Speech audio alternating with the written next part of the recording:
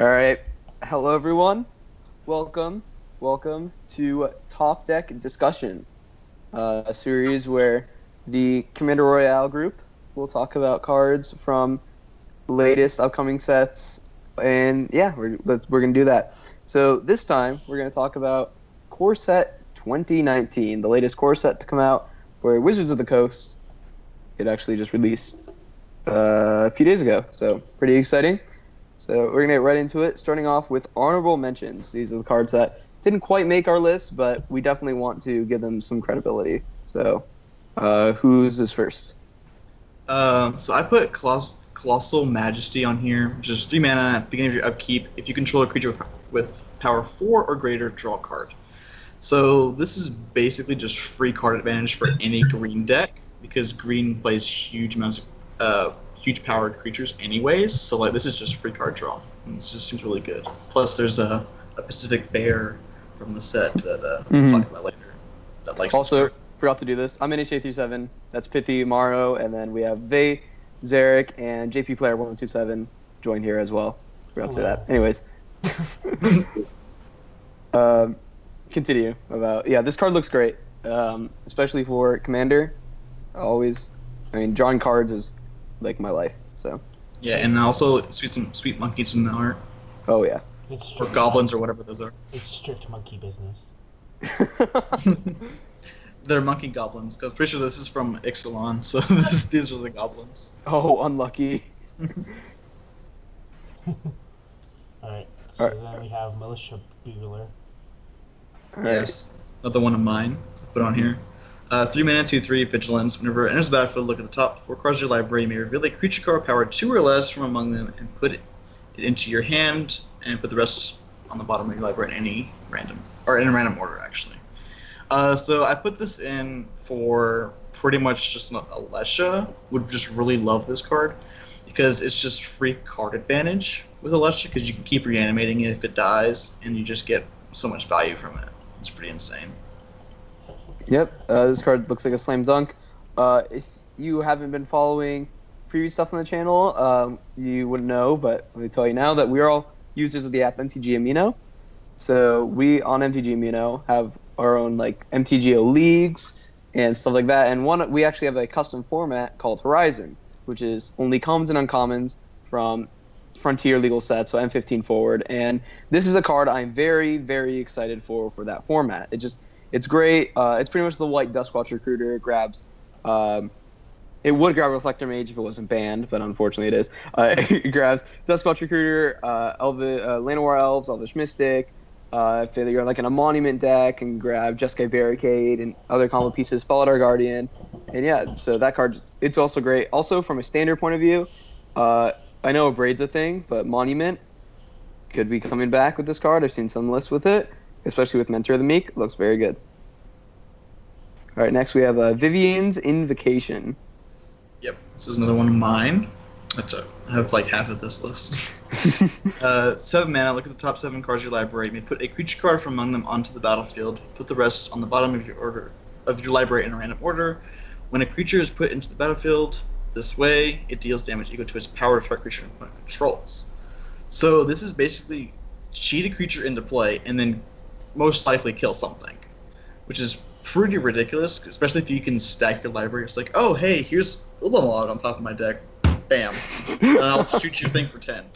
It's pretty insane how powerful this can be. It is 7 mana, so it kind of, it's expensive, but if you're cheating in, like, an Ulamog or even just, like, other, like, huge creatures and killing something, it's just really good value.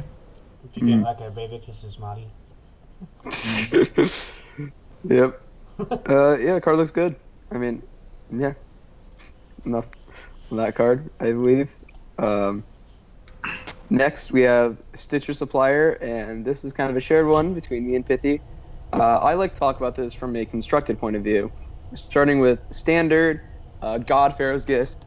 This card loves God Pharaoh's Gift as a way to just easily 1 mana, dump some cards in your graveyard. Good for the blue-white versions, because you maybe could dump a God Pharaoh's Gift for Refurbish, or it's good for the versions that run Gate to the Afterlife, because it runs creatures to dump. And it's both when it enters and dies, which is very, very important. So you lay it down there turn 1, If it gets Chain Whirlered, you're okay with that because it's just going to put more cards in the graveyard, good for gate. So yeah, very, very good in the Godfarer's Gift deck. Also, in a modern view, Dredge. Dredge loves this card. I don't know if it'll see play in the Dredge decks, because there's like two kinds of Dredge decks, really. There's the decks that run Treecorn, that runs around Insolent Neonate. I feel like this card is strictly better than Treecorn, but not as good as Insolent Neonate. So it'll see some play, I think, but not a lot. This is a card with a lot of potential, in my opinion, so I'm excited to see where this card will go. Yeah, and another thing to go with the gift thing, too, is if it dies, you can just get it back. Mm-hmm. And then you get to mill again. So you basically get to use it 3 times in the gift deck if you wanted to. And you get a the 4/4 gift that attached. keeps on giving. Yep. Just mill all the way. Yeah, no part goes to waste. Mm-hmm. So for a commander thing, I really love this in Sultai decks.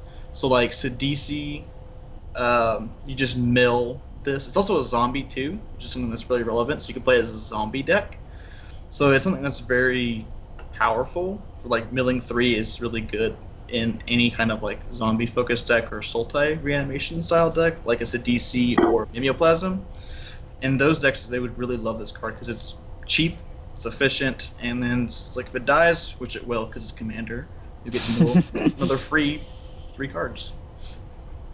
Mm-hmm. Absolutely. I feel like the parts of Mista does not look like a zombie. That is true. I mean, maybe they're talking about the head. Yeah, I guess. I don't know. Maybe they like to take the toes too. It's like, yeah, we'll use these too.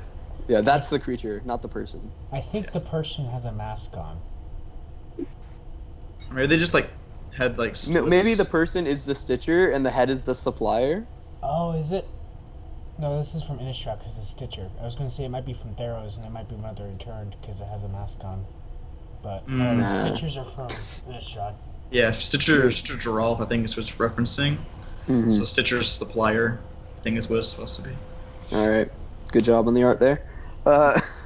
And next here on the list is my card, Sigiled Sword of Valoron. And you may be looking at this card and be thinking, okay, when is this ever playable? It's not playable in Standard because of a braid. You're never going to see play in Modern. Might see some play in Commander, but I mean, it's no sword.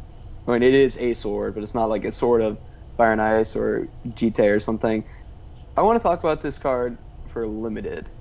Now, Limited has bombs, and like you talk about bombs for Limited, like big creatures and like great mythics. And you look at this sword, this card is insane. It's at a point pretty much at Pack Rat Limited from Return to Ravnica, where if you open up this card in a draft or in sealed, and you play it and you equip it and you attack just once, you will win the game. Because it makes your creature, it buffs your creature, it gives it vigilance, it gives you another creature that you can attach sword to if your creature dies. Like, Limited games when there's a sword on the battlefield is I need to have them to have 0 creatures the rest of this game, or else I'm going to lose. Because this card just pops off. It is so good. I can't stress enough. If you're playing in a draft and you see this card, take it. Don't even look at any other card in the pack. Like, there could be a foil Nicol Bolas. I would probably take the foil Nicol Bolas, but still. I would probably like, take the foil. Yeah, if you don't care about money and you just want to win, take the Sigiled Sword of Valoron. This card is insane. Or if there's like foil Vivictus in the pack, but that's other stuff. I would not take the foil Vivictus. That card's trash. Well, okay, so there's only one thing I can say about this card. It's really good in Knights because it spawns a Knight every time a creature attacks. And plus, if you put this on a first striking Knight, you got a first strike Vigilance Knight, so it's just pretty powerful in that. But like, I don't know if it will see played in any other deck really. Mm-hmm. Besides Also, Knight he's got a sick mustache going on there. Yeah, that sword got some serious stuff. I wonder whose sword that is. Yep. No, that's a beard, isn't it?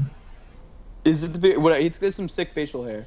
Yeah, it's like this like weird beard Mustache stash combo. Yeah. Beard stash. Well, we'll call it beard stash, right? Beard stash. Beard stash. All right, and our last honorable mention on this list: Open the Graves. Yep, this one is mine again. 5 mana. Whenever a non-token creature you control dies, create a 2/2 black zombie creature token. So I like this for 2 reasons. It is great in sacrifice because it gives you free tokens after you sacrifice your creatures that you're going to sacrifice anyways, and it gives you more creatures to sacrifice. And then also in zombies, because one of the biggest problems with zombies is them getting board wiped and you not having reanimation. So then you're just like, oh, well, boom, you kill all my creatures, now I got all these zombies in, and I play a lord and you're just dead, pretty much. So it's pretty powerful, I think. Yeah, this card looks busted if in the right shell, like even like a Henny or a Krav list. Like even just like a sack outlet, like okay, well, I'll sack all these creatures to Krav, draw a bunch of cards, and I'll do it again, draw more cards. The Krav is a stupid card. Yes. Open the Grave seems great. And all right, so I think now we're getting into our lists. So these are a group of 8 cards that we've all chosen to talk about, and I think we're starting with Pithy. So why don't you get right into it? All right, so I had to lead off with probably the most powerful Elder Dragon from the set, Arcades Strategist. 4 mana, 3/5, Flying Vigilance. Whenever a creature with Defender enters the battlefield, you draw a card. Under your control. Yeah. Because you don't want your opponents. Each creature you control with Defender assigns combat damage equal to his toughness rather than his power, and it can attack as though it didn't have Defender. So the only card that can do similar things with this card is Doran, and that's in Abzan, but it doesn't care about defenders, and it also doesn't make them attack or draw you a card. So like the only similar thing that these two have is combat damage is assigned with toughness. And just imagine this: you curve out with a 1 mana wall, 2 mana wall, and then you play one of the ramp ones, and then you play Arcades, and then you just storm off. You just dump your whole hand, and then you're like, oh, after I'm done casting all my walls, I'll swing at you and hit you for like 70 damage or something on the next turn, because you get so much toughness if you're playing the really aggressive walls. And you're not losing cards, too. That's like the key thing about this card. It's just like every wall replaces itself. And it's just insane. Plus there's like Wall of the Shards. You know, it's an 8 mana 2/2 right there. Or not 8 mana 2/2. It's 2 mana 8/8. But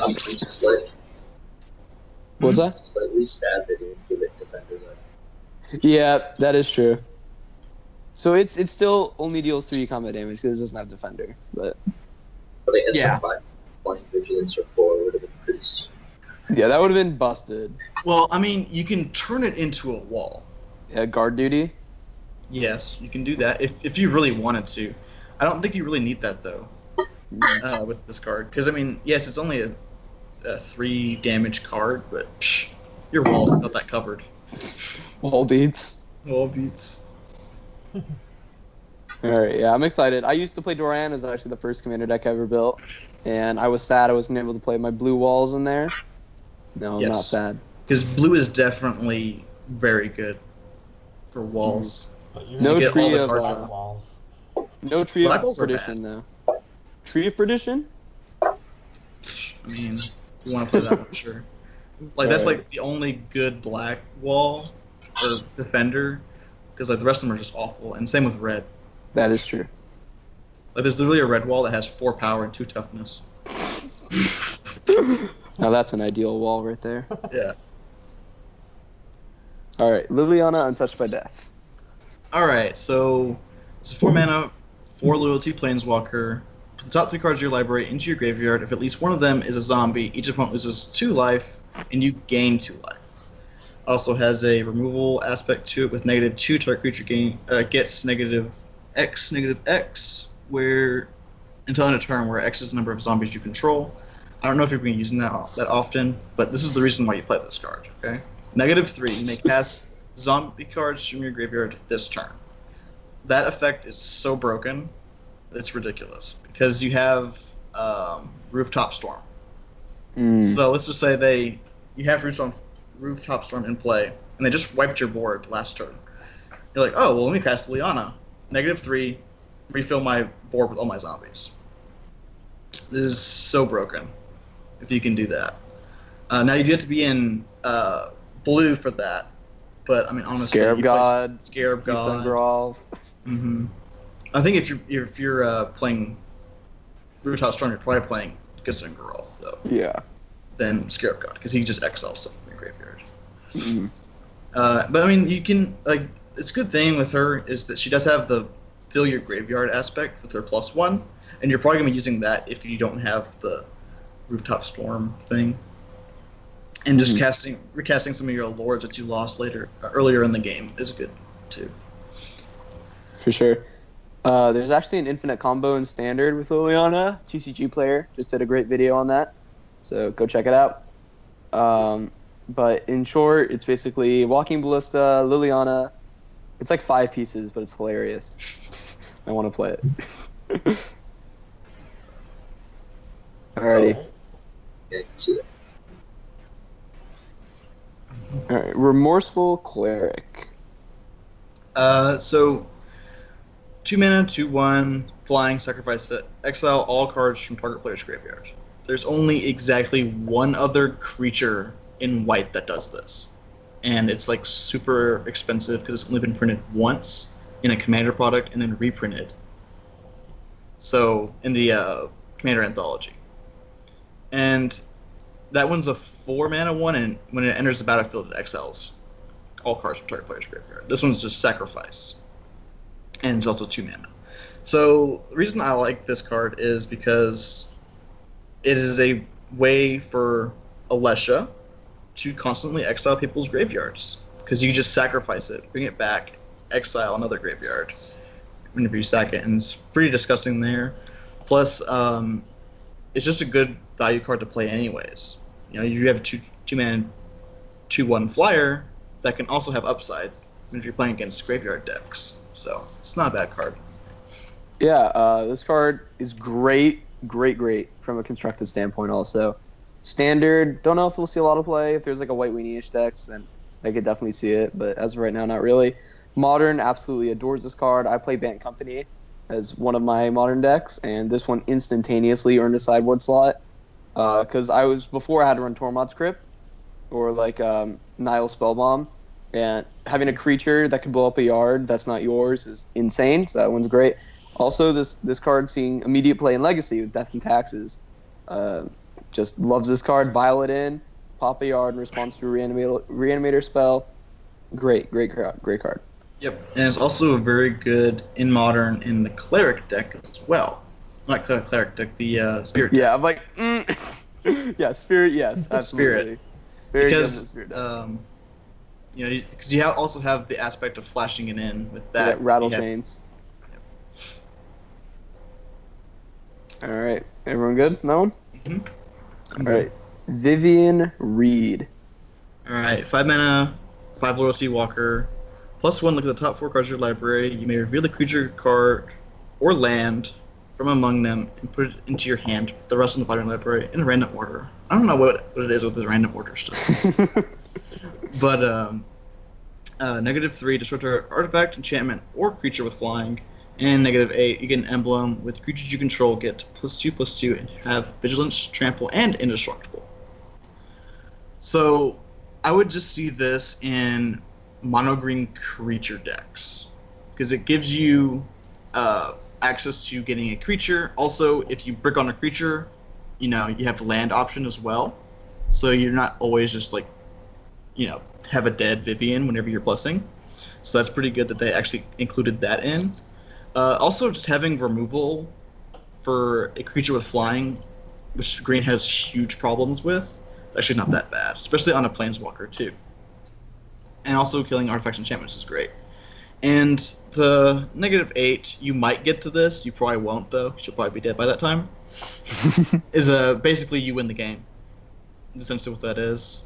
Because they can't deal with the emblem. They get +2/+2, vigilance, trample, and indestructible, so they have infinite blockers, and you can't remove them except for you have exile. So that's pretty powerful there. Seems good. Alright. I wanted to point out, so the top of the library thing, and then put it on the bottom of in a random order. They're trying to make it so newer players can search their decks for like cards, but they want to make it so it's lesser choices for the newer players, and plus they don't have to shuffle the entire library when they go to search for cards. That's why. Ah. Oh man, they could just stack the bottom of their deck though. Yeah. Just in any order, it's like, hey, land. Like it's gonna be a land no matter what. Yeah, stuff like this when random orders always kind of like weirds me out.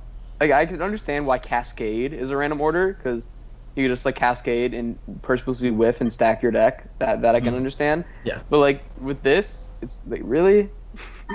I mean, okay, fair enough. They're trying to make it so they like shuffle the cards, but won't actually shuffle the entire deck because apparently newer players have a hard time shuffling the deck. Interesting. Honestly, I think older players have trouble shuffling the deck too. If you go to Jeremy on. Yeah, and shout out to Seth Saffron Olive and GG Goldfish if you watch his GP Vegas vlog. I didn't watch that, but I'm pretty sure he had a huge problem on that. Ooh, I heard it from the Commander video. He had a hard time shuffling. It's a sight to behold. We still love you guys, by the way. Alright, next we have Dark Dweller Oracle. Alright, 2-mana, 2/2 Goblin, relevant creature type. Pay 1, sack a creature, exile top card of your library. You may play this card this turn. So, what I like for this is, we all saw my Yozova deck. What if you stole a creature and then sacked it to basically draw a card? That's pretty insane. Pretty good. And also, just in Goblins too, Goblins has a real hard time of generating card advantage. You know, you got these really 1/1 tokens, but if you get like tokens are locked out of the game for some reason because so many blockers, you can just sack them to draw cards to try and hopefully find outs and stuff. And I think it's just really good card for any like deck that really wants to play it because it's good in sacrifice. 'Cause it's basically card draw.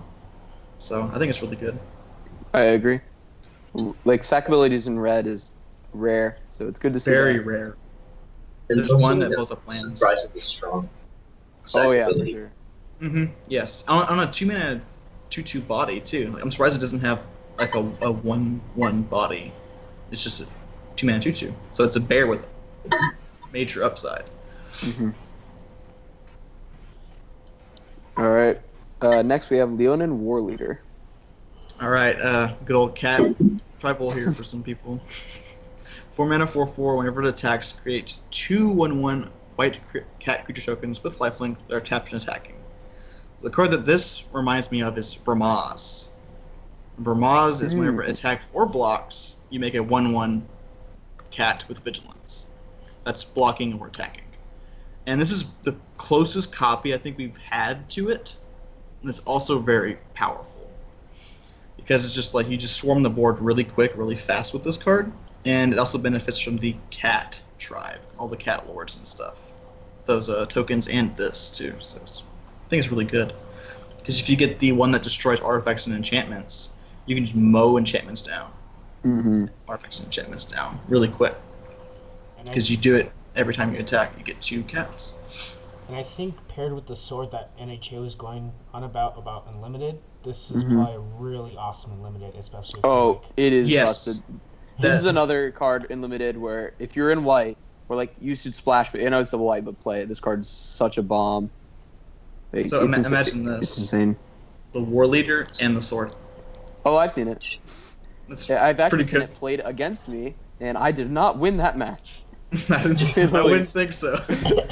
That's a lot of damage. It was pretty stupid. Like, you played the Leonin War Leader on turn 5. I'm like, okay, well that's dumb. Well, I guess I'll have to take a hit from this, but it's okay. Because I could just eat up the tokens. And he played the Sigiled Sword. I'm like, well, now I'm dead. Okay, that's cool. It's fun stuff. It's actually a really fun limited format so far, in my opinion. Yeah, that's good. It reminds me a lot of this code reminds me a lot of like Hero Bleedhole. Yeah, for sure. I'm just glad they're at least only once. Not as powerful as Hero of Bladehold, I guess. No Battle Cry. Yeah, definitely not as But- powerful. Still very good. Oh yeah. So the tokens are basically 2 1s. Yeah. All right. Next we have Lathless Dragon Queen. Yep. 6 mana, 6/6 flying dragon. Whenever another dragon, non-token dragon, sorry. That card would be completely busted, but it's just a dragon. Enters the battlefield. Whenever a dragon enters the battlefield, create a 5/5 red dragon creature token with flying. And it can fire breathe all dragons for 2 mana. Dragons you control. So, broken in dragon decks. This is basically the level of Utfara Hellkite power. If you are focusing on the non-token dragons, because that one just focuses on dragons, period. But this is a 6 mana and just fire breathing dragons. You know, each dragon spawns another dragon, so you get to swarm the board really quick, which is something that's not very common in dragon decks, because you're just playing one big dragon a turn. Mm-hmm. And this time you get 2 dragons for every dragon you gas. It's pretty good. Well, the difference between this and Yudvera Hellkite is whenever a dragon attacks. Yeah. And this is just whenever a non-token dragon enters the battlefield. So you don't have to... It has, like, immediate effect after... once it gets in play. Mm-hmm. Mm-hmm. Wow. Well, I mean, that's if you have dragons on the board. You kind of need to wait for, like, a turnaround. Yeah, for sure.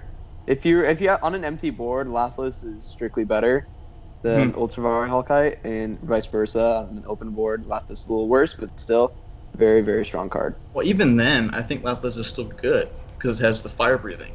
Yep, that is true.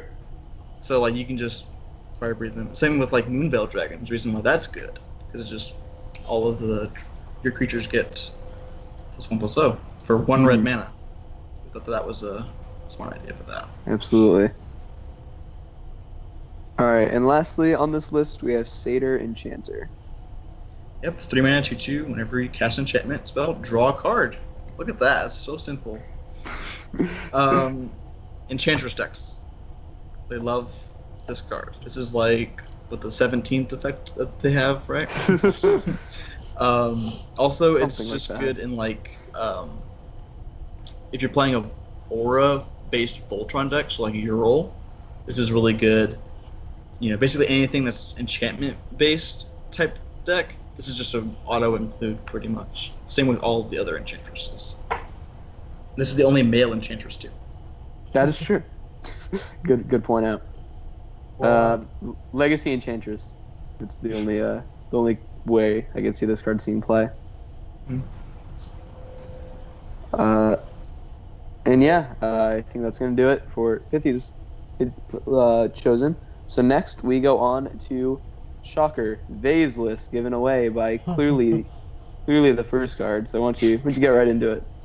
Alright, so let's start with the second card. Just kidding. So the first card, this is my namesake for the last like 3.5 years. So obviously I had to include this in my list. Wait, your name's not Vay? So yeah, it was a long story on how I got to Vayvictus, but yeah, so Vay, that part of the name means Vayvictus Asmati. This is a 6/6 flyer that whenever it attacks for each player, choose target permanent that player controls. Those players sacrifice those permanents, and each player who sacrifices a permanent this way reveals the top card of their library, then puts it on the battlefield if it's a permanent card. Now this is both like land destruction, and it also removes like bombs and stuff, and it only reveals the top card of the library. So if your opponent like whiffs off the top card, then they won't get any like bonus off this. And if you have like Scroll Rack in it, you can use like sacrifice your like Soul Ring or something and get out Yudvera Hellkite or something that like you basically attack and play like a Warlord Tutor. You can find any creature in your deck and just stick it right on top. And there's a lot of interactions with Vayvictus Asmati that you wouldn't normally think of, and it's kind of hard to like make your opponents whiff, but it's a lot better to like remove their bombs and then just see what they have on top rather than to just let the bombs sit there. Yeah, it's very RNG focused. Because like it's like, oh hey, I removed your land, boom, Bear Titan. So like, I mean, I think it could be good if you build around it, but like you don't know what your opponents are playing, so you could end up screwing yourself over if you It's like. basically a mass Chaos Warp. Yeah.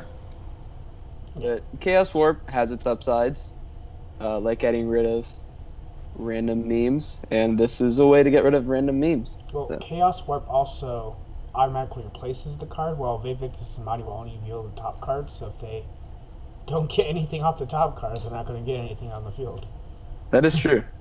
Well, with Chaos Warp, it's the same thing, because if you reveal a sorcery or something, it just puts it on the top. That is true. Doesn't this just put it on the top? Because it just reveals the top card. So it's basically the same thing. Yeah. Yeah, Chaos Warp will reveal cards until they reveal a non-land permanent. While this is just the top card. I thought it was the top card for Chaos Warp. We'll get an Oracle attack on that. But yeah, Vivictus, it's something. It seems good. It seems good in Dragon decks for sure. I'm sure once we get to testing it, it'll be pretty great. Yeah. Right. All right. Next up, we have Aggressive Mammoth. So Aggressive Mammoth is a 6-mana 8/8. First off, it's got Trample, and it's an 8/8 for 6 mana, so that's already better than Colossal Dreadmaw. So, Mm-hmm. and then And It's better than also- the dinosaur too. it also gives all creatures you control Trample because it has its own Trample, and then it gives other creatures you control Trample. So it's better than Gigantosaurus, which is a bold statement, but I'd rather be. But what playing- about this? But what's the curve? You go 5 mana Gigantosaurus into Aggressive Mammoth. I There you guess go. you could do that. Then Giganosaurus is actually relevant, whereas Oh, it yeah. just eats a 1/1. But yeah, I'd probably choose this in a draft format over a Gigantosaurus. Same Gigantosaurus is unplayable. All right. This is only 3 green, while Mhm. Gigantosaurus is 5 green. Yes. All right. So how Chaos Warp reads: the owner of target permanent shuffles it into his or her library, then reveals the top card of his or her library. If it's a permanent card, he or she puts it onto the battlefield. Okay. All right. So it is the same. It's the same, All right. Cool. but it's also not a mass though. It's just target. Yeah. Yeah, and at least for this one, they can't get the same card back. Yeah, that is true. It does Yes, that sacrifice. is it. true. That is important. It gets rid of something for good. And then if you could play like Leyline in the Void too, you could. Okay, we're not going to talk about that. Alright, so What do you mean? my next card here is One with the Machine. It's 4 mana, draw cards equal to the highest converted mana cost among artifacts you control. So, I mean, I guess it's not great in Tron, but it could be great in Tron. I'm not Wormcoil sure. Engine, draw 6. Yeah, Yeah. for 4 mana. Seems That- good. Yeah, that would probably help. But yeah, it's good in Commander. I don't think it's going to see any standard play or limited play, but No. you could like draw 5 off of like if you have a Paradox Engine out, or if you have yeah, I think that's about it. Really. Mindset. Yeah, I mean, draw 5. seems good in Commander. Yeah. Well, because this is basically just an artifact copy of another card, which is I forget the name of it, but it does it equal to the highest converted mana cost among creatures you control. I believe. Shamanic Revelation. No.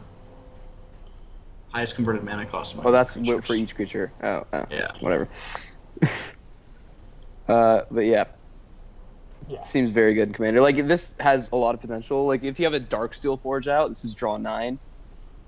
You have a Metalwork Colossus, it's draw 11. Yeah, seems pretty good. Like, even if you just have like just some 3 mana artifact like Commander Sphere or something, that's 4 mana to draw 3 cards. Yep, Mhm. which is they won't even print cards like that anymore That is true. without a downside. Mm-hmm. Alright, so my 4th card here is Demon of Catastrophes. It's 4 mana, sacrifice a creature for 6/6 with flying and trample. So, I mean, you could like sacrifice some 1-drop that you played, and a 6/6 flying trample is pretty much a lockdown of the game unless they remove it. Yep. So it's great and limited.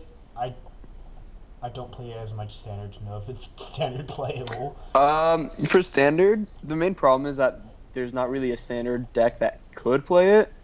Because a lot of the black decks right now are all mid range. Or And control. control, so there's not really a good sack creature for demon.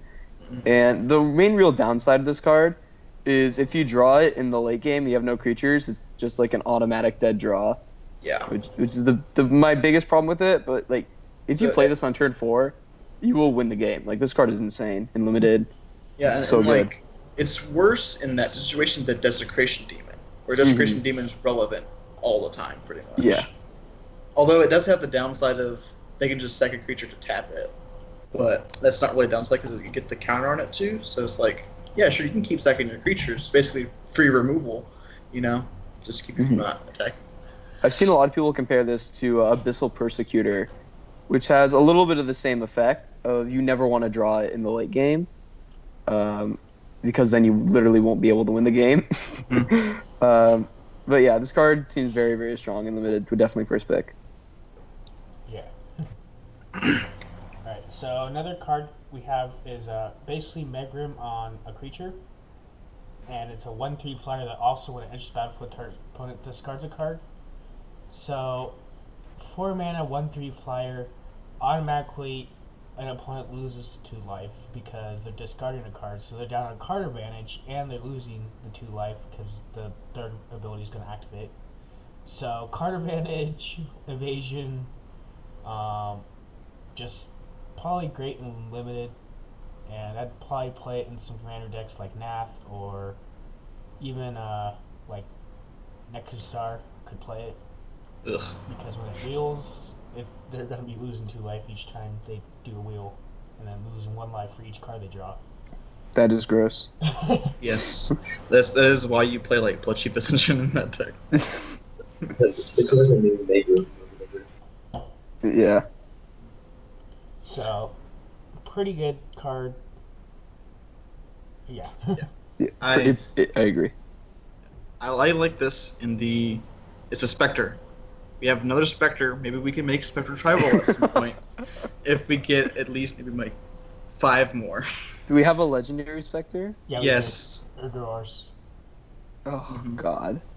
I think he says whenever the player discards a card, you draw a card. I think if they have If 0 they cards have, in hand. no, it's whenever it attacks, they discard a card at random. If they can't, you draw a card. Yeah. Gives you and also this is a win condition for that deck too, because you're gonna be playing for sure. a whole bunch of discard effects. I do like this. I have basically a rack deck in Commander, and this is just another Megrim, which is going to be going into it, and they immediately lose that 2 life too, which is very relevant. Mm-hmm. Yeah, like So I said, it's it's good. just it's Megrim on a not stick, but like whatever it's On called. a body. On a body. Yeah, there you go. And it's a 1/3 flyer, so you can get in some damage if they don't have flyers. Yep, for sure. Right. And then, so another card we have here is Mirror Image. It is, like, it's not as great as Clone, because Clone can copy any creature, while this is only creatures you control. But you can copy, like, a Lord from Unlimited if you open a Lord, or, like, it's not modern playable in, like, humans, because you still want to be running Phantasmal Image, because you can get Phantasmal Image off a 2 Yeah, counter of an Aether Aether Vial. Vial. Yeah. Wow, this is 3 mana. You don't want to be doing that. But it is pretty great. I believe it should be mentioned here. Yeah, I mean, we haven't seen clone effects at 3 mana in a long time, so Yep. it's good to see one come back. Even though it can only copy your creatures, this effect is very powerful. So, like, in limited or standard, even, I could see this having a lot of potential. If you have a bomb, then you just copy it. Oh no, I have 2. Enjoy. Yeah. It was great. I mean, the only deck I think that can play this in Standard would be Merfolk. Mm-hmm. I think, because it's the only blue tribal deck right now. Like, because Wizards just wouldn't really care, I don't think. Yeah, and even in Merfolk, I think this card is pretty good. Not gonna lie. Because It's there's not a ton of things merfolk, that- but it becomes a merfolk. So yeah, it can There you create go. like it can be what is it? The champion that puts plus counters on something Yep. that enters the battlefield. It could be that, and ooh, it's gross. yeah, it's gross. Um, Or it could just be a lord. Or, Or in the Lord, late yep. game, you could like play back to back. The tap all creatures your opponents control. Totally forgot what that was called. But Tempest Tempest Caller. Tempest Yeah, Caller, that card. So yeah, this card has a lot of potential there. I think it's great. Yep. Also imagine it with like the last two cards I've said, the Fel Spectre and Demon Catastrophes, because it bypasses the additional cost to sacrifice a creature on Demon Catastrophes. So you'll have 2 6/6 flying tramples. Or Mhm. like Fel Spectre, I believe it works where your image will use the enter the battlefield effect off Fel Spectre, and so Yes. the opponent will still discard a card, and then they'll lose 4 life because both the Fel Spectres will be triggering. So That is true. Standard 8 rack confirmed. Yeah, and I think this is just good in Commander as an extra lord. You know, because there's so many good lords that you don't really get copies of. Because you like Merfolk, for example. It's like, oh hey, here's another Island Walker for you, like that. Boom, hit you It there. also and, copies Evil Eye of Ornsbygor. yes, you can have another eye if you really wanted to. Worth noting. Sure. Alright. And then another uncommon. I have a lot of uncommons on here actually. Wait, I have 3. But More than me. yeah. Is 4 mana Skyrider Patrol, and it's the green blue flag post uncommon, I believe that's what it's called. hmm 2/3 flyer at the beginning of combat on your turn. You may pay 1 green, 1 blue. When you do, put a +1/+1 counter on another target creature you control, and that creature gains flying until end of turn. So, give a creature you control evasion for green blue, which is pretty great and limited. And then like in Idris, I know I'd probably play this like a bit fringe that you just play, because you basically use anything you can use to try to give Idris evasion to try to swing in. Plus it's Mhm. +1/+1 counters on. So it's just gonna add its insult to injury. Yeah, I agree. This card seems great. Yep. The deck that I like this in is Azuri, Claw of Progress, Mm. because it's a 2-powered creature which he loves, and it gives evasion to his huge creatures that he's going to be, you know, doing, and also it's good in Peer. It's good in Atraxa too because it's +1/+1 counters, so you can proliferate those. Well, everything's Yep. good in Atraxa. Everything. Doesn't matter what it is. But you also have the Peer and Toothy. You can give Toothy flying, and that is the big swing. That is bad. Yes, they just like literally just die to Toothy hitting you probably if they're playing this card. Mm. Because he's not only getting 1 counter, he's getting 2 counters because Pier's in play, most likely. And he's Yep. going to be huge because of all the cards you drew. And yeah, you're going to be dead for commander damage from him. So, this card's really good. Plus, you can like buff up your Walking Ballista or Hangerback Walker Yeah. using this. And right now in Standard, we have the infamous Sneck, Winding Constrictor. Card. Yeah, for a Quite little good. bit. Quite good with the Sneck. Sultai That's counters. So this Really? card is a little better than you would think first, but What's up, JP? Dragon's Court, I feel like it's it could like surprisingly see a lot of play in standard dragons. Something like that. Yeah. Yep. So Because, getting into it, Dragon's Horde. Move next. oh, sorry. It's all good, dude. Thought we were moving on. It's a good segue. I heard counters and I heard Snake putting extra counter, and I was like, Dragon's Court? I forgot Skyrider Patrol counters. so That card is really good. Yep. Dragon's Horde. This card is, I guess, also good in Atraxa if you have dragons. There's not that many, but yeah, I don't think you played Dragon Atraxa, but you could. You could play Don't let your Skithorix. Memes be dreams. Alright, well, why don't you talk about Dragon's Horde? Alright, so Dragon's Horde, first, it's 3 mana to add 1 mana of any color to your mana pool, which is, like, I guess it's not better than Commander Sphere, but basically Manalith. And if you're playing dragons, you can also use it to draw cards, which is great. And honestly, it's probably a bunch of fringe play, but I mean, I think it's good. Mana ramp, plus you can also draw cards if you're playing dragons, which is pretty good. Mm-hmm. Plus, you can put gold counters on this, and who doesn't You want can gold make it rain. counters? You can be King Midas. Make it raid. It seems like better Commander Sphere and Dragon decks, which is great. Mm-hmm. Yep. Honestly, I didn't even read the add 1 mana of any color to the deck. I didn't even read that part. Like, I just read gold counters, draw card. That's in the dragon part. So I was just like, oh, this is really good because each dragon replaces themselves. I didn't even see the add 1 mana, so it ramps you into them too. Mm-hmm. Well done. And yeah, as JP said, standard. If there is a dragon deck, which I've seen some whispers about, this card is pretty good in it. Fixing and card draw, always great. And speaking of JP, next up we have JP's list of cards. So why don't you get right into it? I'll mention is like a lot more fuzzy. Looks super one way, but alright. So the first one I have on the list is Sarkhan's Ceiling, and I feel like this card, there's a really high chance of it just being awful because it's a 4 mana do nothing enchantment when you play it. But the fact that like if you cast 2 creatures, 4, 5, or 6 power, you've already made essentially all the mana investment back. Or if you cast a single creature with 7 power or greater, that's also worth the 4 mana investment. So like I just feel like definitely Commander you get so much value out of this, and possibly like a big red deck in standard. You're gonna get like a ridiculous amount of value out of this over the course of the game. Yeah, definitely. The fact that it doesn't sacrifice when you do this stuff is very, very clutch, in my opinion. Mm-hmm. Yeah.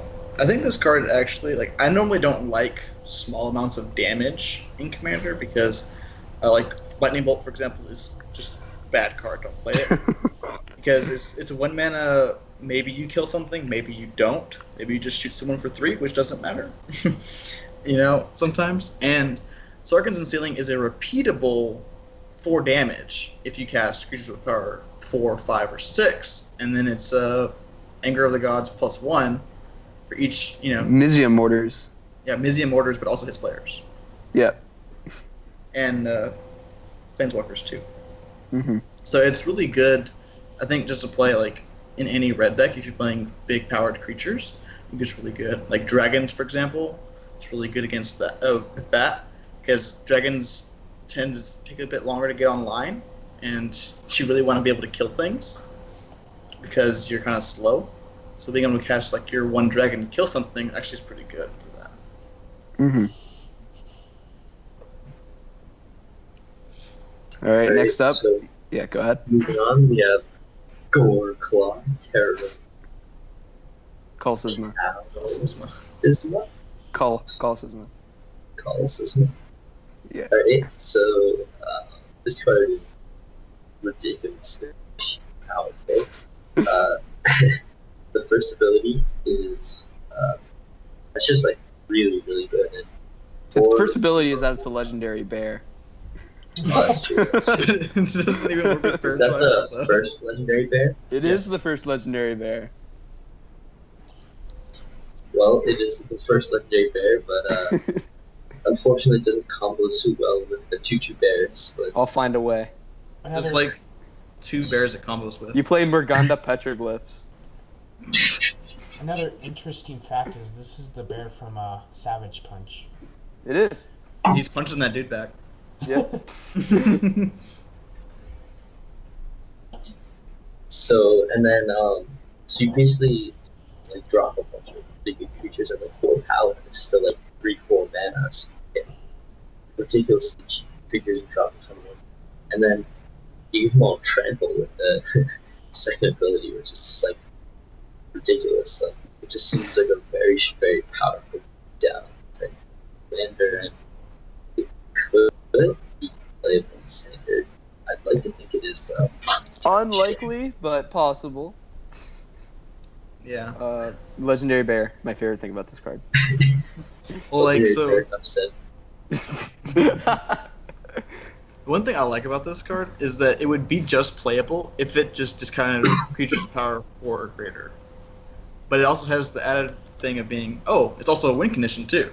So you can swarm the board with your big fatties really quick and also win with this card, which is something you don't get in most cards. Imagine Ripjaw Raptor for 2 mana. Oh, gross. And also it has trample whenever this thing attacks. That is It's pretty true. disgusting. It is. He's also, just an all-around pretty good, pretty powerful card. Yeah, Goreclaw, very high power curve on him. Mm-hmm. Alright, moving on to Liliana's contract. I think this is probably one of the most like value draw cards. Just like 5 mana for a card. It's pretty good in general. And then I don't know if it will be possible, but the second ability sounds hilarious. There is an against the odds on it out already. Go give it a watch. Ooh, yeah, then you should definitely check it out. But yeah, it just seems like such a powerful effect just to simply win the game. And it's not like it's a do nothing enchantment. It's already drawn 4 cards, which gets closer to having the 4 demons anyway. So definitely got some merits to it. It is very, very good. Mainly because it replaces itself and gives you 3 extra cards too. How do you These are feel the about this 4 card lives. in Commander? Well, I think it's good. I mean, if you're playing Seems demons good. for the win, it's probably pretty good. I think just drawing 4 is probably good enough for it to see play in some decks, but in other decks, I don't think so. Like if you really just want to win the game with this, play your Shut Up Run Apostle deck. Because that's like one of the only things I could really think, like, because you're not just playing demon tribal, because demons are so expensive and there's really no way to discount them besides a few of the artifacts. So like, I think just playing it as a draw force is probably not that bad. Mhm. Yeah, I mean, there's also Arcade Adaption. Yep, it's the main combo. Make everything a demon, win the game, got him. But then you're playing like a really bad card if you're not I don't know just about the Arcane Adaptation. that. That card's busted. Well, if your deck's not built around it, then it's not really that good. Just like in Commander, it's like, oh, hey, here's one card. And, oh, here's another card that works with this one card in my deck. Got It's there. like, That's basically how I build all my decks. yeah. Alright, moving on to a probably almost definitely center field card, I think. Goblin Trash Master. Yeah, Trash Man. There's the Trash Man. So if there is a Goblin deck, I think that this would be at the center of it, or I guess the upper end of it. Just short man, but it seems very, very powerful. Being able to sack a Goblin from strong artifact, especially with like the vehicles that are sticking around in standard, or for like the next couple of months or whatever. But it's definitely nice being able to just random sacrifice artifact. And then obviously a Lord is always great, especially if on 5 you have like a CJ Commander. And then I doubt this is a modern, but Commander, it's just another Goblin Lord for those kind of decks. And artifact destruction is always great. Yeah. So the Trash Man has already seen Legacy play, believe it or not, as a one of in the Legacy Goblin deck. Usually one of the main, sometimes one of the main, one of the sideboard, because artifacts like Instant Embrace and Chalice of the Void, very, very annoying. That's why when you look at this card's like price and paper, it's like not that expensive. And you look at the foil, it's like an $8 foil. just because Legacy players love their foils, and for Commander, because this card has a lot of potential there. I'm not the Commander expert here, though. Pithy, I think you should talk about this card's Commander potential. Yep. So, the fact that, like, Goblins, the biggest problem is, like, artifacts. Because, like, you don't really want to invest a whole bunch of your slots into artifact removal, because you want to swarm the board with Goblins as fast as possible. So having a Lord where you can just sack one of your 1/1 Goblin tokens to kill an artifact that's really annoying you is really good, really powerful. And it's just like, it's another Lord, which is something that Goblins always want. Mm-hmm. There's never going to be enough Goblin Lords. Especially with Krenko. Oh yes, it's disgusting with Krenko. Yeah, pretty nasty. It looks like he has like demon horns or something. Yep. I also like how he has a pizza cutter. Yep. Love that. Yeah, it's super flavorful. How like the trash must be so smelly that the goblin just dies when it tries to take out the trash. That's why it gets sacrificed. Yeah, and the funny thing is like if you look at his nose, it's like he's like super sick from all the trash he's been digging in. He's like all red. Taking out the trash. And somehow he's got some like crazy fancy staff. So, like, Yep. I don't know what that has to do with I don't know trash. what that is. Some like Urza must have thrown it out. It looks like a pizza cutter. It does. It should be like a Goblin Warrior Shaman. The staff he's got there. Maybe it has some like magical properties to it. Oh, I see what I see what it's saying. So he's a trash master because he turns people's contraptions into trash by destroying them. See. Fair enough. He destroys takes it. the contraptions and smashes it against the goblin's head, and then. Yeah, he does is he tosses a goblin at something, it breaks, and then he builds it as his own thing. There you go. Easy. Lots of lore behind the trash man. Yeah. Next legendary goblin. Hey, moving on, we have Sai, Master Thopterist.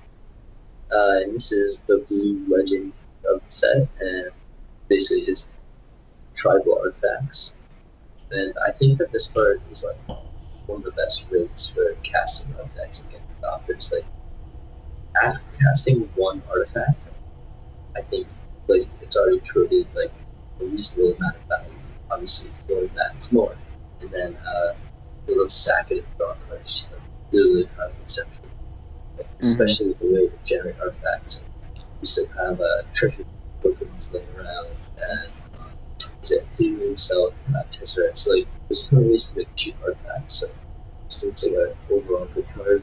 And Commander, he would want both to do for an artifact deck, but probably slots pretty well into already artifact decks.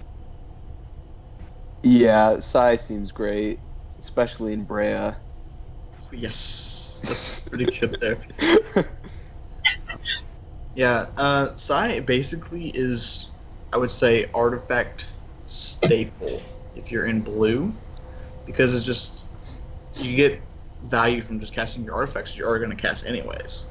And then later in the game, you can just sack 2 artifacts to draw a card. And he has makes a bunch of Thopters, so you're not really losing out on much if you're sacking 2 Thopters to replace them with the card. So it's actually really powerful. Mm-hmm. Big butt, though. Big butt. Big butt. That's why I have to sit in the chair. Just your lightning strike. Yep, very true. For like a standard point of view, if you want to combo off, it seems like you have a lot of potential in like a Cheerios or Eggs build, with like Storm with Aetherflux Reservoir, And make Joyra. Thopters every time. Then you draw cards. Seems good. You get Joyra, Sai. Feels good. Draw a card, make a Thopter. Pretty powerful. Seems powerful. Alright, moving on to. Is this the first non-set card? No, sorry, Fire Song and Sunspeaker. First actual really good. I mean, like in this edition. But yeah, it's the second Violence promo. Yes. Yeah. Which is a mistake. Yes.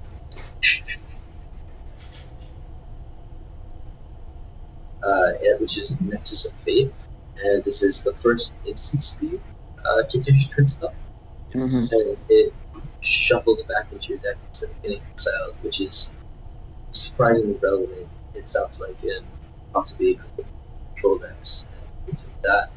It's also just like significantly better than Beacon of Tomorrow. Just use mana, shuffle back sorcery speed to the Yeah, for sure. And it's definitely controversial in that it's a old, somewhat playable card that is not in set. So, Yep. Once again, TCG Player did a video on this card, so give that a watch. But Nexus of Fate, the biggest part of this card for Constructed is the fact that it's an instant and mostly standard. Modern, they have the Ticking Turns deck, but that's kind of a fringe deck anyways. That's not going to what would push this card's price. The main controversy with this card is that it has a lot of potential in standard control decks because it's an instant. Like, let's say you have a Teferi out or you're a Nicol Bolas, and you pass the turn with a ton of mana up. On your opponent's end step, you Nexus of Fate. Then you get that, if it resolves, you get the next turn, and you get a turn after that, because their next turn is actually the extra turn, which gives you another chance to cast more Nexus of Fate and kind of just combo off. Which is why it's so powerful that it's an instant. So you force them to counter end of turn, leaving the window open for your turn. That's why this card is so powerful. Will it see play? I've seen it actually in a few decks. It doesn't seem horrible. It doesn't seem amazing. I don't think it's going to be busted, like a card that's going to break standard. But it is definitely powerful, and I'm not happy that you can't open this in packs. I think that is absolutely ridiculous. And this should not be a $40 card. It should be $5 at the most. Like that really bugs me. I think Wizards needs to fix that immediately. Well, imagine this in a limited format, though. It's a horrible unlimited. Like, okay, I'll take another turn for 7 mana. Yeah, because you're probably more likely to just... I mean, because you'll probably be dead. I mean, it's not horrible, but it's... I would not pack one pick one this card over a removal spell. Yeah, but, like, the thing is, it's worse from, like, buy a box promo. So, like, they made it one set without printing a busted buy a box promo. Yep. That's, like, the extent of, like, Wizards just, like, not thinking about, hey, buy a box promos. You know, these are going to be limited, supply. Let's print an amazingly powerful card that will see play in, like, any blue deck in Commander. Even much. Firesong and Sunspeaker is Commander playable. Like, there are Commander decks that run Firesong and Sunspeaker as their Commander. Mm-hmm. I feel like Nexus of Fate is also really cool in Commander just because if someone's doing something and you're like, ooh, I don't want to let this person go, but yeah, you're just like, extra turn, thank you. I'll go right now. Yeah, you're like, I want to have my turn already. I'm taking an extra turn. Yep. And I want to try and get like a removal spell or a board wipe or something to try and deal with someone else's board. It's a very versatile card. And it shuffles in too, so you have the chance of just redrawing it and just kind of keep going. Yeah, it's very powerful. Very, very powerful card. Great. Moving on to Poison Archer. Equally powerful. Yes, so this is kind of like a almost Super Preferred type card. Actually, it's better than Super Preferred. It's similar because whenever it's any creature dies except for itself, there's one life. This is any controller, and then it's also 2 components. So it's like 4 life, and there's 10 creatures on the battlefield, including this. It's like a ton of damage. It also is reach and depth touch, so it's just an overall decent blocker. And I don't think this is going to be playing standard, but no, unlikely. Commander, it's going to be a pretty powerful card, especially Commander. Yeah. So where I see this card, because it's not technically better than Zulaport Cutthroat, because it doesn't gain you life. So I think it's somewhere in between, like how good Blood Artist is and Zulaport Cutthroat. Isn't Super Cutthroat though just creatures you control? Yes. But it's like in between those two, I would think, because gaining the life is actually more important than you would think. Gaining that 1 life. But like I can understand why this card doesn't do that, because they realize, Blood Artist is still pretty good. And we all know where this card's going to see the most play. Fungus, Tribal. Yes, if you want to play, let's see, Gave, Fungus. Slimefoot. You can also maybe toss it into a Golgari sacrifice deck, but that's an option. Yeah, that's an option. It's an option. You can have 4 Blood Artists. Well, Blood Artist is also target player loses 1 life, while this is each opponent loses 1 life. Very true. Yeah. That's what I'm saying. It's like an in-between, I would say, of the two. Because you don't gain the life, but also it has the Blood Artist effect. So with the lose 1 life for any creature that dies. So I think it's good. It would definitely see play in sacrifice decks with Golgari in them. I really do hate that this is Golgari and not like just black, because I would love to be able to play another copy of a Blood Artist in the sacrifice deck, or that's just. Still but it very also powerful. is very good. Yes. Reach Death Touch is a pretty powerful combo.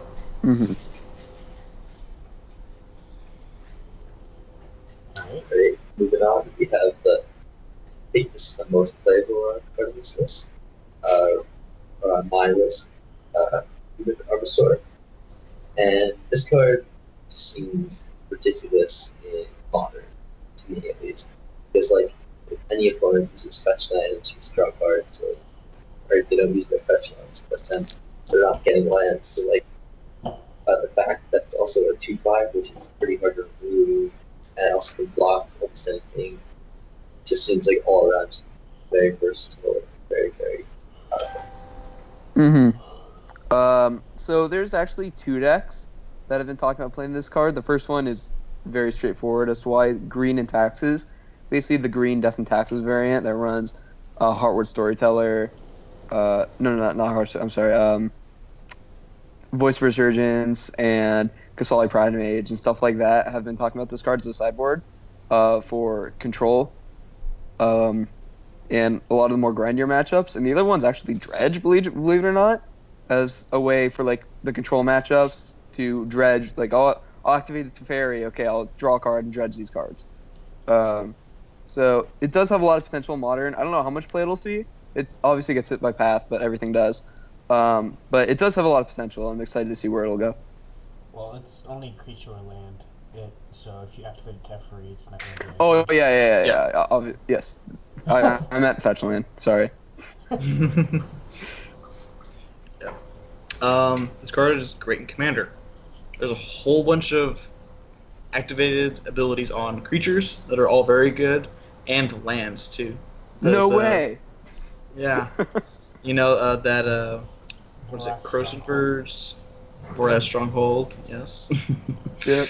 And for each of those, you get to draw a card, which is pretty insane, because that's a huge card advantage. Because everybody's going to be playing at least something that activates on a creature or land. That is an amount ability.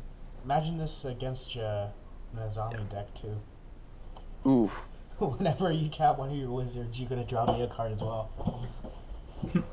Yeah. Also good against the Trash Man. Yes, very good against Trash Man. Poor guy. Yep.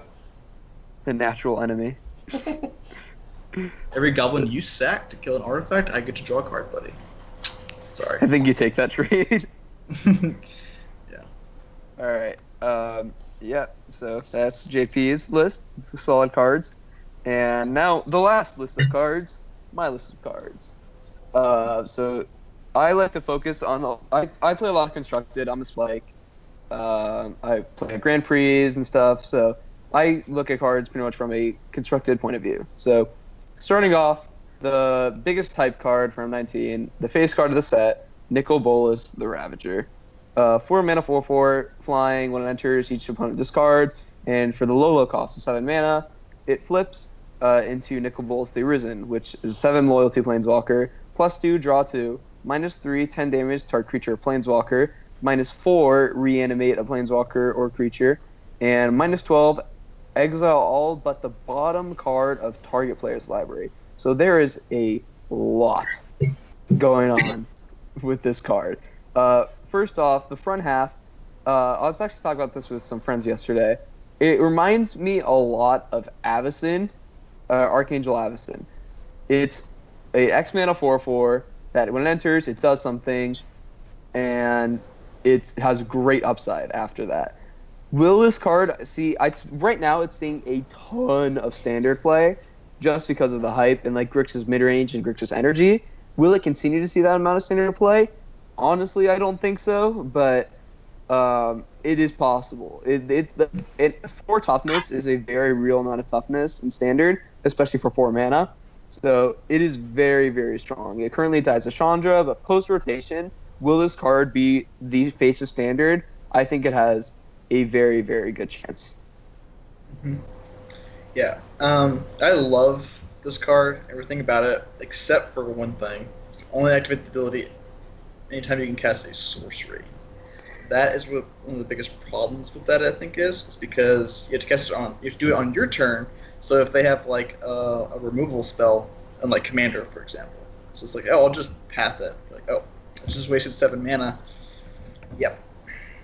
Because it doesn't flip as that it is costs. true. Yep. That is true. But everything about it, other than that, is very good. Because like reanimating a Planeswalker, imagine reanimating a Nicol B. You know, Nicol Bolas Planeswalker. Yep. That specific one, that's pretty good value. You know, even just dealing 10 damage, people might think this is overkill, but honestly, in Commander, it is not. Because creatures can get huge really quick, and also Planeswalkers, you know, it's very relevant to hit a Planeswalker for 10 damage too. Mm-hmm. And I love the draw 2 cards. That's good. Yeah. That is amazing. Oh yeah, in pretty much any standard game, if you draw 2 cards with a 9 mana, 9 loyalty Planeswalker, first off, they need to Verasa's Contempt the Planeswalker, or else you are keeping that Planeswalker, because they are not going to triple Lightning Strike it down. And you just drew 2 cards, which is insane. And like, they got some upside, because if they discard a Heater to their Nicol Bolas entering, you could reanimate it. It's pretty Because cool, it is any graveyard. pretty cute. It is any graveyard, so I do like that. It's good. It's very, very powerful. Yeah, because it does just replace itself and gives you another card extra too once you flip it. So it's Mhm. good if you use it for the +2, which I think most people probably will, unless there's some really good cards in the graveyard where you really need to kill something. Yes, and also, so of course, the -12 is just you win the game. But yeah, Unless that one card shuffles into their deck every time they cast it. that would make me very sad. That exact one card. Yep, it's like an Emrakul. Yeah. All right. So next up on my list, we have Mistcaller. 1 mana, 1/1 Merfolk Wizard. Sack it. Until end of turn, if a non-token creature would enter the battlefield and was a cast, exile it. Merfolk, Merfolk, Merfolk, Merfolk, Merfolk. Have I mentioned Merfolk in every single format? We have Modern Merfolk. Standard Merfolk isn't really a thing, but they are going to play in sideboards. Modern Merfolk snaps 2 to 4 of staple, depending on how heavy company decks are, and other decks like the cheating creatures. With Aether Vial, like humans. Love this card. Legacy Merfolk. Oh my god. Reanimator is now like hosed. It hoses Death and Taxes and Sneak a Show. Like, this card is insane. I saw this card. I play Merfolk a lot. I don't own it. I don't own it, but I do play it a lot, and it makes me very happy to have, because that was always kind of a weak point, especially in Legacy against Sneak and Show, like Sneak Attack. Once the Sneak Attack hits the board, there's really nothing you can do. And just having a way to mitigate that is amazing. I love this card. Yeah, and basically what this would replace is the Curse Catcher slot, I think. Mm-hmm. If you really, for those... You'd usually board out the Curse Catchers and bring in the Mistcallers. Yeah. Because there's just...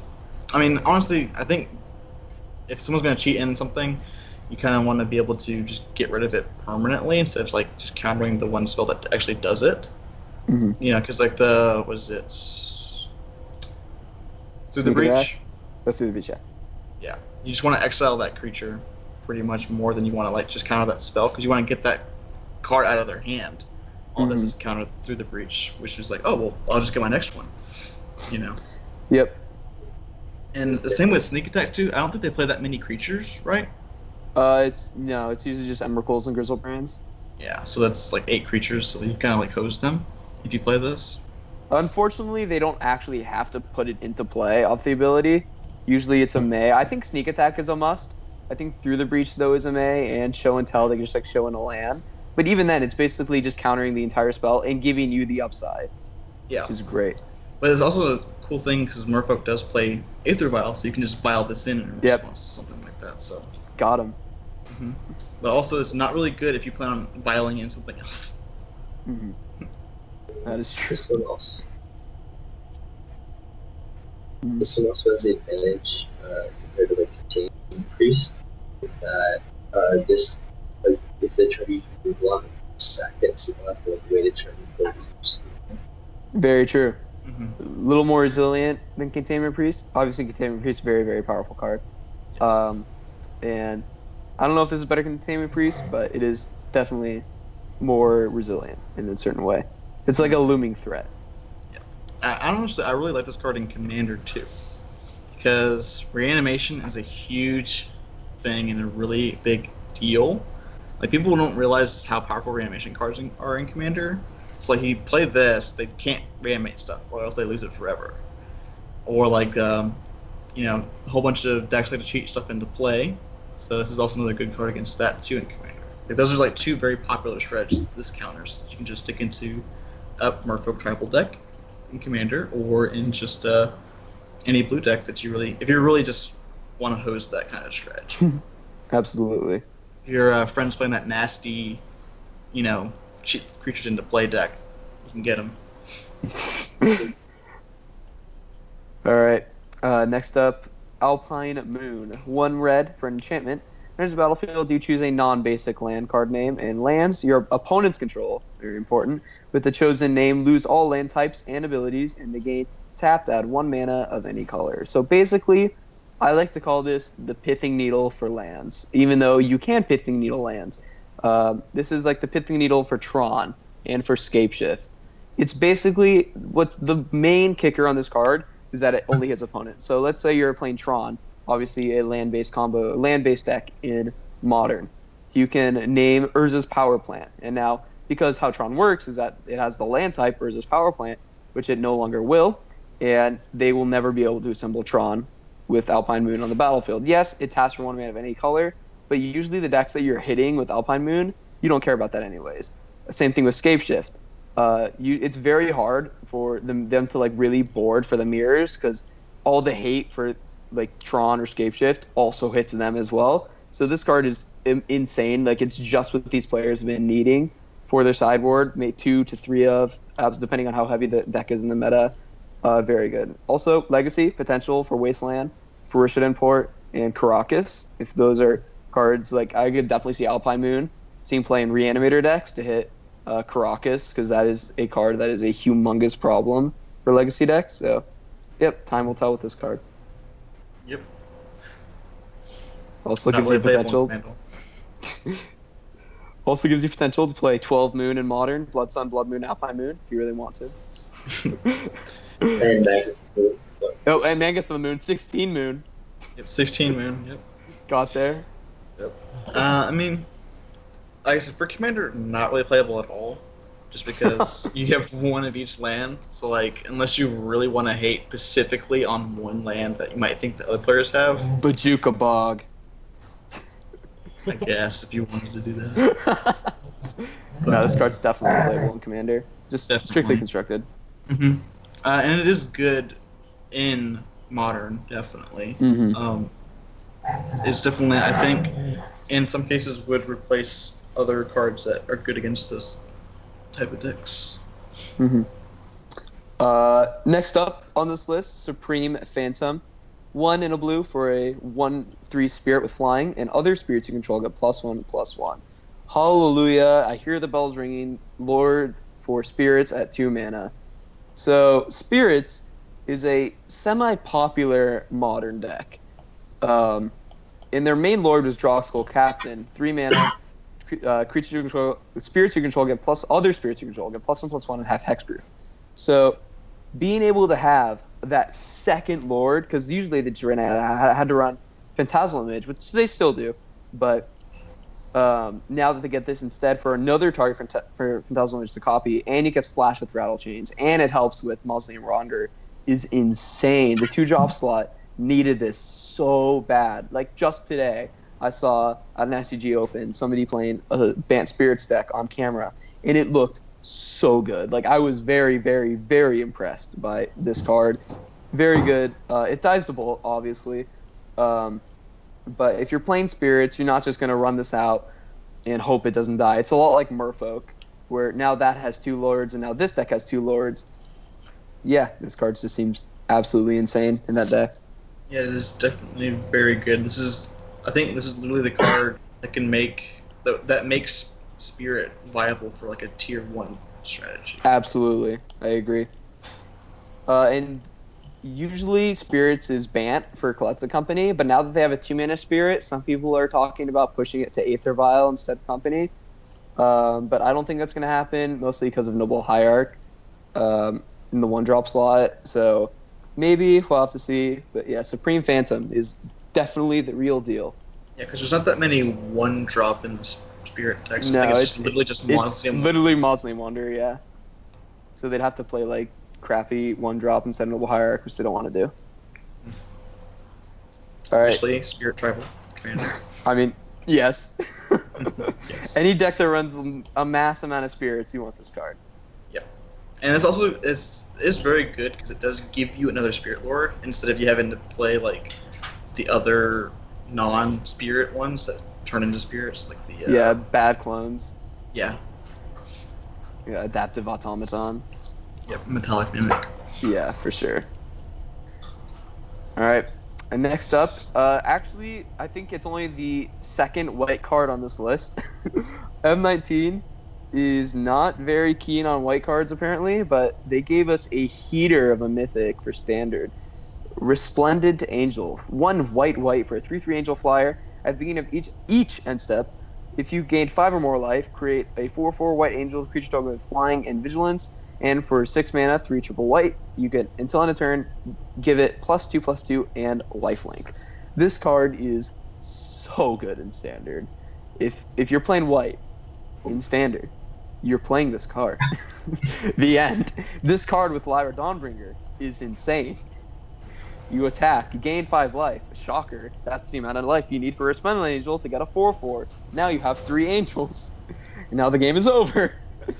Well, another cool thing with this is that you have a curve. Resplendent Angel, Shalai, Lyra Dawnbringer. Mm-hmm. Absolutely. That is the most disgusting thing ever. If you get that down. Also, I would like to correct you. I have 4 white cards on mine. Oh, I'm sorry. And there's also 1 in the honorable mentions. Boom. That is true. But I think this is inherently the strongest for standard for white. This card is so good. Just play it. Pick up your copies now. I don't think it's going to see much play until after rotation, but after rotation, you better believe the angels are coming out. So, get ready. One of the things I like about this card in Commander is that it's another win condition for life gain decks. Because it is basically a Angelic Accord, which whenever you gain 4 life, you make a 4/4 angel. So it's basically another copy of that. Plus, it's also just an efficient creature on its own. 3 mana, 3/3 flying is really good, and the fact that it can just gain you, tons of life because of its ability. Because you can keep doing it. It's not just a once per turn. You can keep on doing it. So it is pumpable. Good. Shocker, this card goes great into Krav and Regna. Huh. That's if you wanted to. Alright. Next up. Regna's just a support card. That's all she is. Next up, Demanding Dragon. 3 red for a 5/5 flyer. When enters the battlefield, it deals 5 damage to target opponent unless that player sacks a creature. So first off, my history with this card. I've opened 6 copies of this card since M19 pre-release. I don't know why. I just keep opening Demanding Dragons. 2 of them have been foil. 1 was in the same pack. Demanding Dragon, full Demanding Dragon. I don't know why I keep opening them, but hopefully it turns out to be really good. This card has a lot of speculation around it. The fact that it has a very relevant ability and a very relevant body and stat, a 5/5 flyer for 5, and it does something great when it enters, is very, very real. I don't know if it'll see a lot of play right now, simply because Glorybringer is just significantly better. But a lot of people are saying that post-rotation, this card will be the signature 5 red dragon to play. It's great. It's even if they just have the instant removal spell for it, and they don't have it, but they don't have any creatures, it's just Lava Axe them, or it attacks the creatures. So it's automatic 2 for 1 if they get rid of it immediately. So a lot of potential with this card. Yep. it's really good because it can be a removal spell or just 5 damage. So either way, you get your value out of this card, which is pretty good. Mm-hmm. Because basically, if they take the 5 damage, you basically just attack them with Demanding Dragon. Because it is 5 damage. Alrighty. Last up on the list, Vine Mare. I think all of us had at least one uncommon on my list on our list, and for mine, I wanted it to be Vine Mare. 2 green, 5/3 hexproof. Can't be blocked by black creatures. Now you may be looking at this creature and think, wow, that is super underwhelming. Why is this on NHA's list? This card kind of sucks. Nope, it doesn't. It is so good. Limited, it's great. Obviously, if there's nothing better, I would pack one, pick one. This card, very good. And for standard mono green decks, sideboard, it's amazing. All those black X control decks, like Grixis midrange or blue black control, or even like red black aggro, it can't be abraded. It can't be blocked by Scarab God.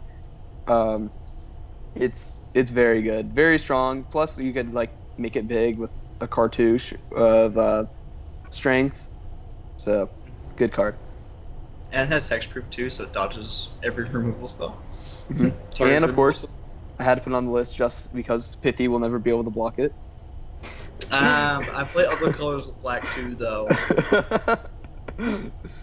So Regna's 4 blocking. Fair. And yeah, so I think that's gonna do it for our Talk Bets discussion of M19. A lot of cards on this list that have a lot of potential. Definitely a lot of strong, very high power level for M19. So I'm excited to see where the cards will go.